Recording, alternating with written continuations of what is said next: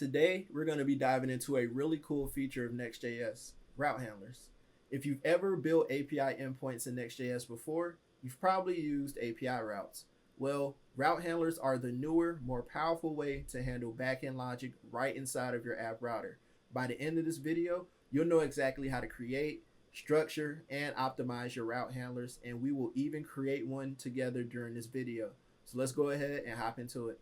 So what are route handlers in Next.js? Route handlers in Next.js provide a way to build API endpoints from within the app router, leveraging a file-based routing system. So think of route handlers as essentially public-facing API endpoints within your Next.js app. You use them when you want to expose an API, integrate with third-party systems, webhooks, or return non-HTML content. Here's what you need to know about route handlers in Next.js. Route handlers are public HTTP endpoints, meaning any client can access them unless they are secured. Route handlers are denoted by the route.ts or route.js file naming convention. Route handlers can be nested anywhere within your app directory, similar to the page and layout files, but you cannot have a page file at the same level as a route file or you will get an error. Route handlers can be co-located near other components for cleaner architecture, but that's all personal preference.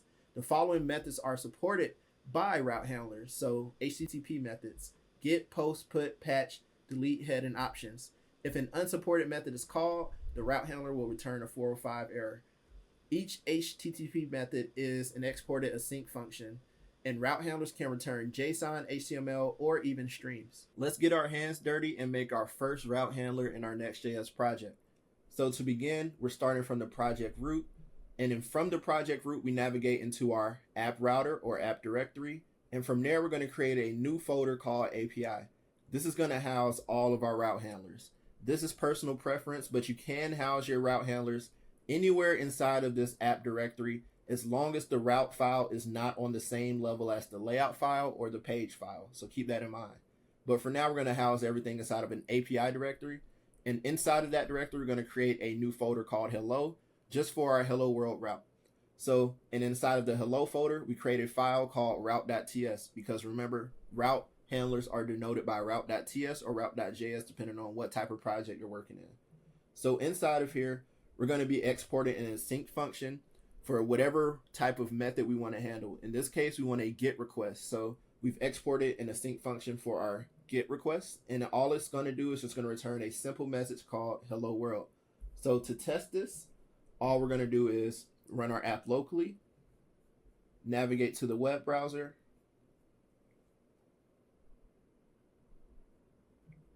and if we go to API/hello, we're able to see our get request is working. If you're working with route handlers and you're getting 405 responses when you're trying to hit a particular method, that probably means that that method is not defined in your route handler yet. So for example, we have our route file here, but the only method that we have defined is for get request. So if we attempt to call our hello route handler via post request in Postman, we would expect to get a 405 because it's not defined. So remember, before you try to call your route handler, be sure that that particular method, request method, is defined in your route handler. In addition to supporting the native APIs for request and response, like we have here, Next.js also extends them with Next Request and Next Response to provide convenient helpers for advanced use cases. So these extensions are available in both route handlers and in middleware. Next Request, for example, includes Next URL, which exposes parse values from the incoming request, for example, making it easier to request a path name and read search params. Next Response provides helpers like Next, JSON, redirect, and rewrite. You can pass Next Request to any function. So if we were expecting a request here, we can replace that typical request API with Next Request. And the same thing here. We can replace our response with Next Response instead of just using the base API response. And you can see here we get that from the Next server import. Let's add a post method to our route handler so we can start sending data to our API. So let's go ahead and create a new line, and we're just going to copy and paste because I already had it written down. So in this case, we're going to be exporting an async function post because we're doing a post method. If it were a put, we'll have to change this to put. And inside of here, we're expecting a request. And just like we just spoke about, instead of taking in the base request API, we're just going to use the extended version that Next provides. And inside of this function, we're just going to parse the data that we receive from our request, and we're going to return it back to the user just so that we can see it. So you can see here, our post method is now defined. So if we go into Postman over here and we attempt to call that same post route that gave us a 405 before, we should receive a 200 with the response now. And just like we expected, we did get our message back, and this is the data that we passed in. So we passed hello, and we got that same data back. So that's how you create a post method in your route handler in Next.js. Let's talk about how to create dynamic route handlers in Next.js. For those of you that haven't already seen my tutorial on dynamic routes, I'll post that video link in this description. But to quickly summarize, dynamic routes are routes created from dynamic data. Simple as that. It's when you don't know the route segment name ahead of time. Dynamic routes are denoted by the file name in square brackets. So just like here in the docs. So in this case, if we want to create a dynamic route handler, we're going to follow that same path. So inside of our API directory, we created a folder called users. And inside of this folder, we created our dynamic route. We put ID. That's going to be the dynamic value that we create the route handler from. And we wrapped it in square brackets. So inside of this route handler, it's a simple get method. That's the only one that we're going to support right now. And instead of using the typical response request APIs, we're using the extended ones that Next provides us. So Next request and Next response. And the most important thing here are the params that we're getting. So these are values that resolve to a promise. So we have to use async await in this case. So in this case, we're just going to be passing in the ID as part of our params, but you can always pass whatever you want in here. You can get real complicated. But for the sake of this tutorial, we're just passing the ID. So we simply await for the ID, again, because it resolves to a promise. And then we're just going to return a message saying that, hey, we did get the ID. In this case, you would probably want to be able to call an external API, do some extra stuff with it, fetch it or something like that. But in this case, we're just going to be returning a simple message. So if we open up our Postman app and we attempt to call this dynamic route handler, we should get our response back, right? So it was successful. So we were able to get our response back. It accepted our dynamic route. So in this case, let's say I change it to 2000 or something. We would expect to get 2000 back. And so that we did. So that's how you make dynamic route handlers in Next.js. A really common practice in API endpoints in general is to be able to accept query parameters. Now, what is a query parameter? Simply put, query parameter is anything after a question mark like this. So in this case, admin equal true and logged in equal true. Again, this is not part of the Next.js site. I added this, but anything after this question mark. So admin and logged in would be two query parameter values that the endpoint would accept and that we would parse. So let's go ahead and try to update our dynamic route handler to accept some query parameters. So Next.js gives us a really cool convenience method with this extension of the request API, so Next request, that would allow us to easily search the URL for query parameters. So in this case, all we did was declare a new value. So in this case, we're saying search params is equal to the request. And then this is one of those values as part of Next request that we get. So Next URL. And then we get this value search params. So this extracts all the query parameters that were passed into our endpoint, if there were any. So you can see here, query params can either be a string or null, depending on if that value actually exists.